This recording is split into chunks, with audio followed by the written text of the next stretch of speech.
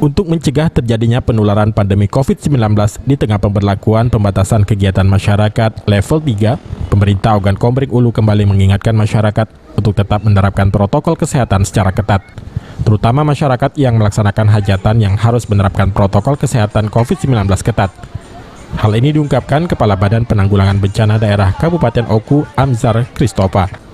Menurut Amzar, di tengah melonjaknya kasus terpapar COVID-19 di Kabupaten Oku, jangan sampai hajatan yang digelar masyarakat menjadi klaster baru. Dikatakan Amzar, untuk menghindari kerumunan masyarakat dilarang menyediakan hidangan makanan saat acara hajatan. Tuan rumah cukup menyiapkan nasi kotak saja. Bukan hanya itu, jumlah tamu undangan juga dibatasi menjadi 25% dari kapasitas ruangan. Sebelumnya, menurut Amzar, pihaknya sudah membuat surat edaran Bupati Oku terkait pelaksanaan kegiatan masyarakat di tengah pemberlakuan PPKM level 3. Sementara ini kan kita ditetapkan salah satu kabupaten yang di level 3 COVID-19. Yang lebih diperhatikan ini kita menjaga protokol kesehatan secara ketat.